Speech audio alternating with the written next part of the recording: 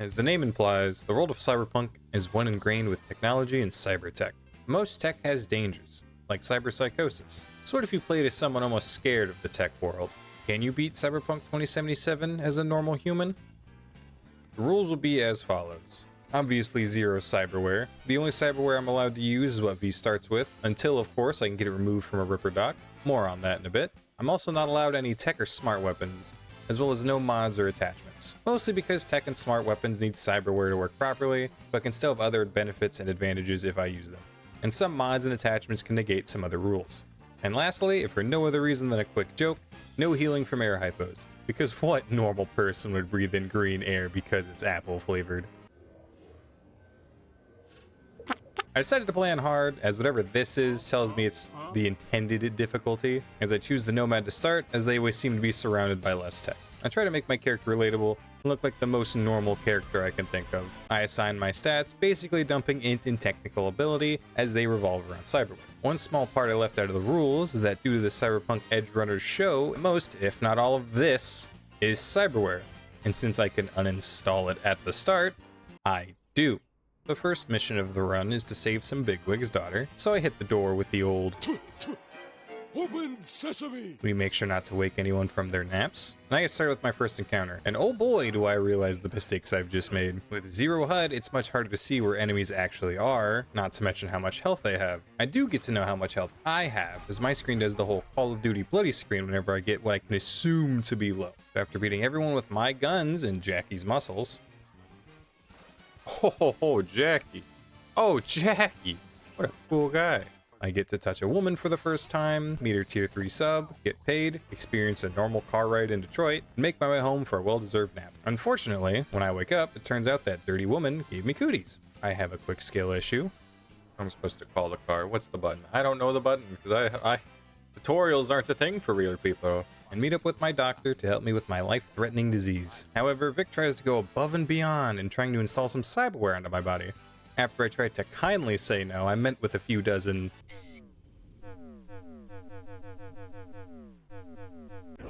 No. Wait.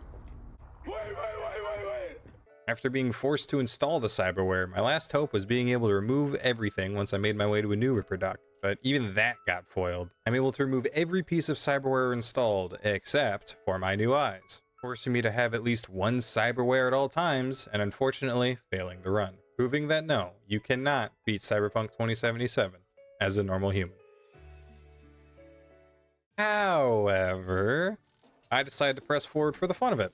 The eyes don't technically do much of anything, I just accept that I've failed the run and press forward like nothing ever happened. Next up is meeting up with a fixer recommended by Jackie. I can't think of anything funny to say after seeing him, so I just steal Jackie's joke of Dex being fat-ass black Jesus of the afterlife. Dex has a sweet gig for us, as the kids say. And to get what we need to pull this mission off, we need to talk to the lady running the whole operation for some bonus information, and kill some chromed up crackheads and steal a spider drone. I decided to start with the hard one first, talking to women. It's pretty simple, play some simple VR dating sim. You look like a cut of fuckable meat. And find a small scrap of info of what we're stealing. At this point, the game's been giving me EXP like it's candy on Halloween. I didn't really know at the time what my build was going to be, but I jammed points into my reflex for later perks, and body for health and healing perks. I then continue on with my job and talk to Meredith, as I'm told she can help with the chrome heads. I do want to state at least once how difficult it is to go around Night City with no minimap, and was a constant issue for the whole run. But enough of my pain. Meredith is about as nice as a bag of socks. She gives me a look before deciding to become my sugar mama for whatever reason. I take the money without a second thought, meet up with Jackie, have him tell me. Chill, B. Remember, we're on their turf. Only for him to do the least chill thing and try to start a fight. I, of course, wave around Mama's money, which seems to be laced with cyber cooties, causing a fight between us and the chromeheads. Everything goes well except for Jackie being supportive as always. Cover me! You're hurt! I'm trying it, Jackie. He only wants to shoot me. Jackie, please! Jackie! The only hard part was fighting the boss at the end of the building. Well, it would have been the hard part if the boss didn't bug out for literally no reason and stop moving altogether. I, of course, take full advantage of the situation. Yeah, good one. And get told by Meredith I did good work and we should work again sometime. After getting enough EXP to level up, I get the hero of the run. While it doesn't look very normal human in combat, it's my most effective getaway option, as well as good for traveling on foot. With both jobs finished up, we meet up with Dex and set up the job. Getting a sick ride, as Jackie fills the car ride with trauma that I was totally listening to. My whole life I've spent in this shit around us, and I ain't going back. Once that's over, we enter the plaza and start the mission, where I'm forced to use the spider bot, where even V asked why he's forced to. I let the spider have its fun, grab what we're here after, hiding behind the main TV screen because there's no way anyone can see us.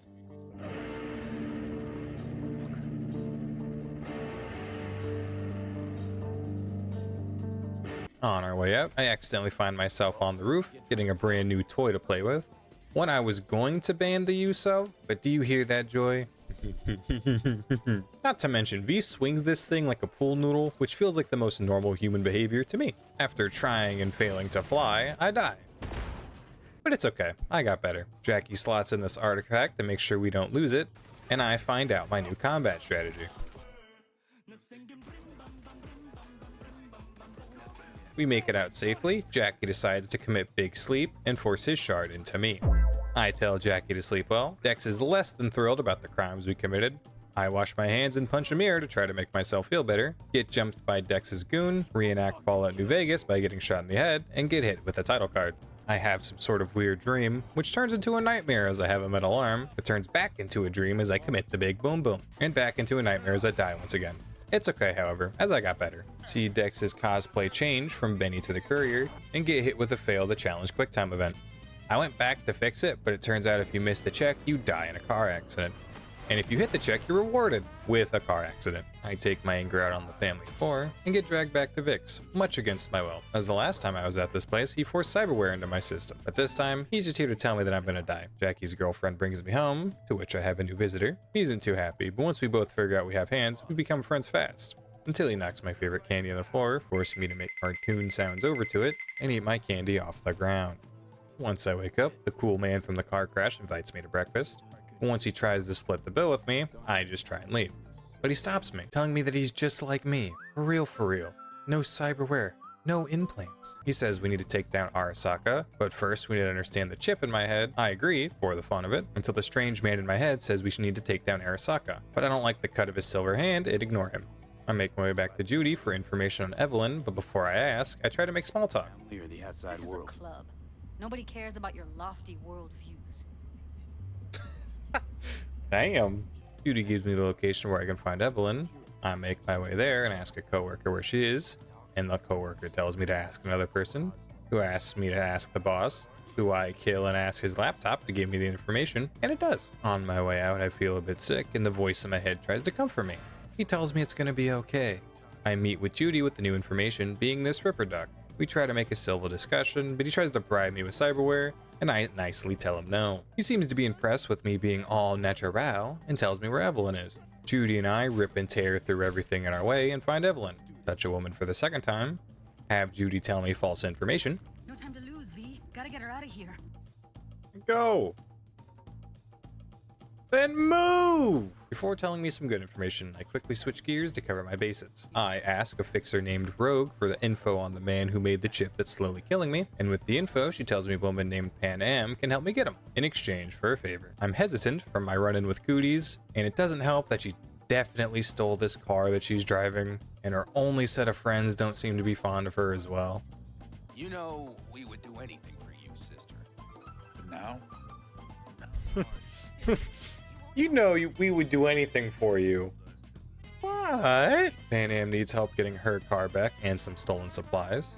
It feels like she wants me to use stealth here, but she starts the fight by turning the lights on, which doesn't go great.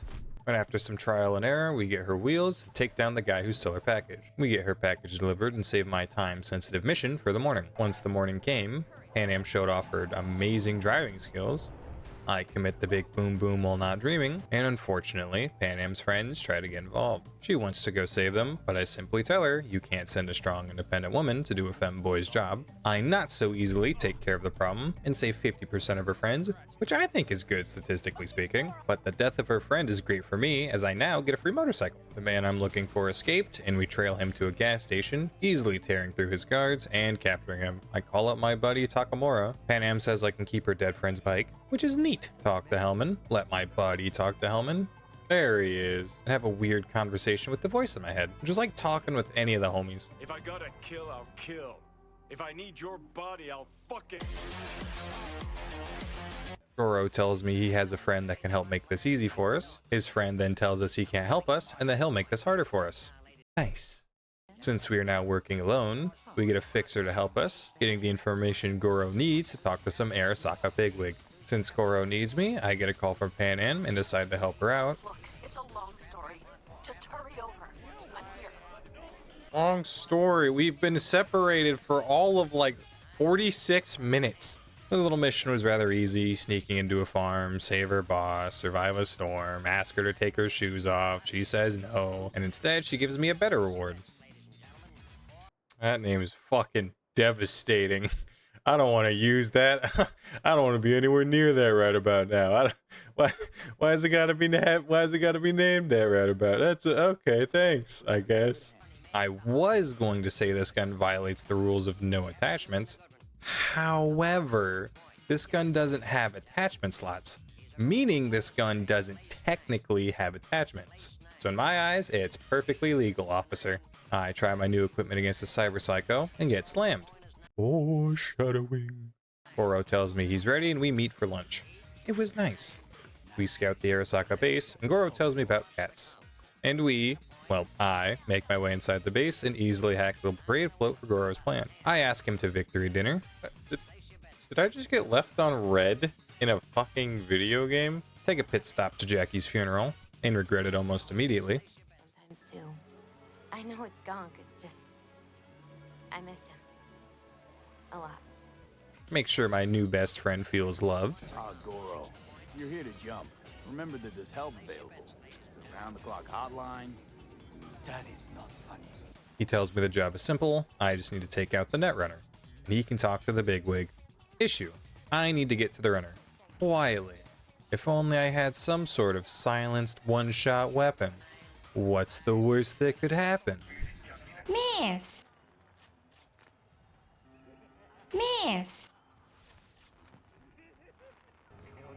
Told you so. Why is that gotta be the last thing I hear, man? Told you so. I make my way to the netrunner, only to get jumped by the hardest part of this run. Goro's friend from earlier isn't a fan of us trying to talk to the lady he protects, and my blade build having ass was too scared to get up close and personal with this absolute unit. He does insane damage, has some bullshit auto-hit guns, as well as the ability to dodge bullets. Because why not? After having the balls to go blade on blade, and fully sticking to my cheesy dodge and run away build, I start having a better chance, and go for pot shots when I can. It also didn't help that each attempt I had zero clue how far in the boss I actually was, outside of this little animation. But this animation doesn't mean much as I still don't see a health bar, and this animation happens pretty early in the fight. But after way too long, I took Oda down, and even spared him after Takamura asked nice enough. I find out Goro is just as bad as talking to girls as I am, and talk to her myself. Hanako says she wants nothing to do with us in our plan to avenge her father, and unfortunately her guards catch up to us, as I die once again. But it's okay, I got better. The little friend in my head tried to tell me to leave the little friend not in my head, but I never leave my all-natural homie. I rip up all the guards in between me and my best friend. My best friend says thank you, and once we escape, we quickly split up to lose Arasaka. However, in my new amazing apartment, and very confusingly, about 3 minutes later, Hanako all of a sudden wants to work with us. But I do need to find out more information about the chip in my head before we do. I agree, as it would make Goro happy, but the voice in my head thinks I don't care about him. After not answering him, he just seems to disappear. He catches me so off guard, I accidentally donate to charity, but it leads me to this guy, who leads me to this guy, who leads me to this other guy. who leads me to this last guy, who leads me to this lady that knows about the chip in my head, who was the lady that I originally worked for. She says we need to connect to the net to get glimpses of my head friend's memory. So I get to see a lady get the most okayest wienering and watch her die. But it's okay, she got better. And it turns out that the voice in my head is literally me. Then disentangle your neural network from Johnny's. After my quick dip, I'm honest with my employer. No. Wasted time. I get a bit more alone time with my mind friend after seeing his pain. Let him take my body for a spin to try to cheer him up, to which he drinks, drugs, and dies. And then I woke up.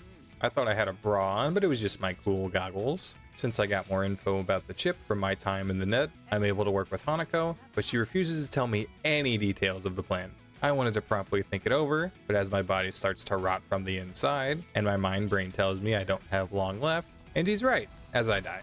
But it's okay, I got better, and find myself at Vic's, and tells me I have 2 choices left in life, handing me drugs and a gun. I accidentally choose the sewer slide ending, reload my save and my senses as I decide to take this on with the squad. For the worse. Yes, ma'am. My dude. Yes, it is. We ride our way and kill everything in our path to rescue Hanako, flying to Arasaka in style, and scare everyone with a Force Ghost. But then they all get killed by not a Force Ghost. Hanako sends me and my BFF to fight our way to the top, and with the 2 of us, it was easy to rip and tear everything in our past. We were unstoppable. Nothing could.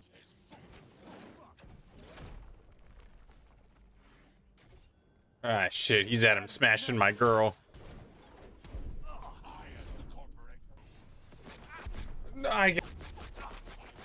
Unfortunately, I am very much overhyping the Smasher himself. I was still sticking to the Blade lifestyle. And while this boss wasn't easy, it was just like the last fight, but twice the HP and much more intimidating. Don't jump right into him, V. What are you doing? What are you doing? Ay, ay, ay, please! Even the later phases where he brings in his backup dancers didn't add much difficulty. I was gonna say this isn't fair, but I literally have my best friend with me, so I mean, the only noteworthy thing to this fight was the last time Smasher heard a comeback. Your mother favors my cock. I full smash the Smasher, watch a weird way to show your sibling love, enter an elevator and remember I have a deathly fear of them, and die. But before I got better, I had one last talk with the voice in my head and tell him that he's definitely one of the people I've met. Wake up to being in therapy, and later have my best friend tell me that nothing can cure me, and that I can either freeze my brain until Arasaka can fix me, or give in and accept my fate. I don't accept my fate and hope that one day I would get better, and frown, as unfortunately I thought of a more Chad way to go out. This is only the second most Chad thing I can do. My soul leaves my body for the last time, as I successfully prove that no, you can't beat Cyberpunk 2077 as a normal human. Last thoughts on the run. While no air hypo and restrictions on weapons did add challenge, Blade was way too broken for damage to be an issue. Having no Cyberware just made the whole run feel very samey. While it was still a blast to play through, I'll definitely have to come up with more unique challenges in the future. Make sure to show your support however you see fit, and comment any ideas you'd like to see in the futures. Without further ado, wait, I don't have an outro line.